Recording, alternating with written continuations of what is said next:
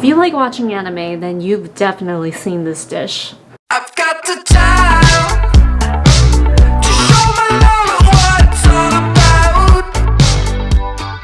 Hello guys and welcome back to What We Eat Tonight. My name is Jennifer. So today we are going to make a Japanese staple, and that is Japanese curry rice. I feel like Japanese curry rice is just one of those dishes that every Japanese mom knows how to make, kind of like how every Italian mom knows how to make meatballs. Everybody has their own version of it. It is a very popular dish in Japan and it's one of my favorites. I make it all the time as part of my meal prep for a very busy week. Today we are going to make it by using boxed curry. Yes, boxed curry roux blocks to be more specific.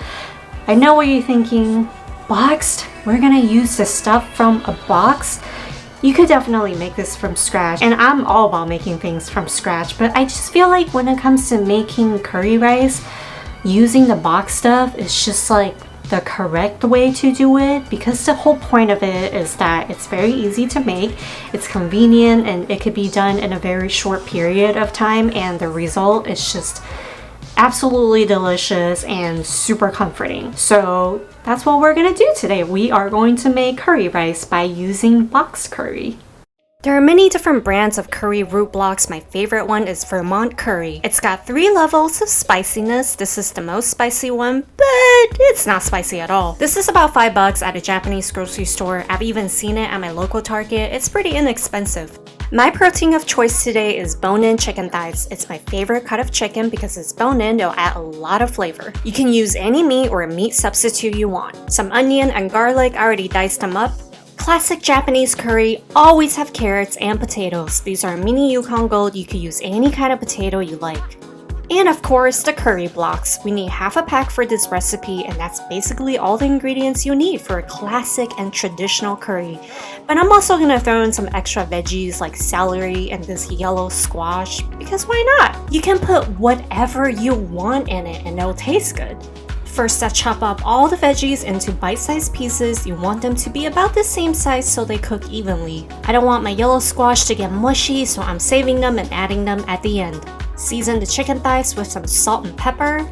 In a pot on medium-high heat with some oil in it, put the chicken thighs in skin side down. Don't forget to season the other side. Sear the chicken thighs until they're golden and crispy. Don't touch the chicken, just leave them be. This will take about 5 to 6 minutes. Flip them over when they're ready. Whoa, look at that golden skin! Sear the other sides for 2 to 3 minutes, then take them out and set them aside. In the same pot, saute the onion and garlic until they are fragrant. Add all the veggies except the squash, saute for 5 minutes or until the veggies are slightly soft. Once again, season with some salt and pepper. Put the chicken thighs back in and don't forget all the juices that's on the plate. Pour in 24 ounces, that's about 3 cups of water. Make sure everything is submerged, cover with a lid and let it simmer until the veggies are soft and the chicken thighs are fully cooked, about 20 to 25 minutes. While the broth is simmering away, let's get this taken care of. If you're Asian, you would know how satisfying that felt.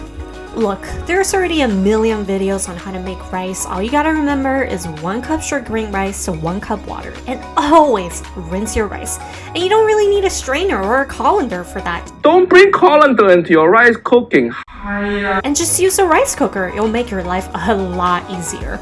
Another tip, I always soak my rice for at least 30 minutes before cooking. Trust me, the rice will come out so much better. Back to the broth. It's been about 25 minutes. I'm gonna add the yellow squash now. And I fished out the chicken thighs and deboned them earlier. Now I'm gonna add them back in. Time for the curry blocks. Break it into smaller pieces and add them to the broth. Give everything a stir and just cook until the curry block pieces are dissolved.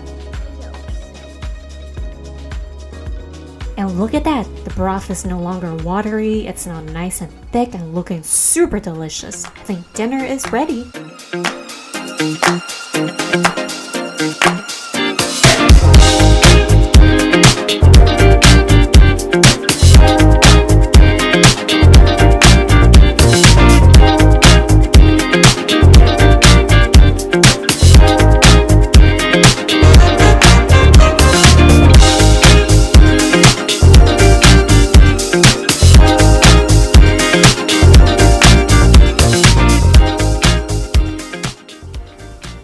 Alright guys, so that is how you make Japanese curry rice. It's one of my favorites and hopefully it'll become yours too. If you like what you saw today, if you feel like you learned something, give us a thumbs up, like our video, share it with your friends and family, and definitely subscribe to our channel if you haven't. So many of you are not subscribed to our channel. Right now we only have 115 subscribers and we're not getting that many views, but whoever you are out there that's watching us, I really appreciate that. I work really hard on these videos, so I would really appreciate it if you guys could give us some feedback.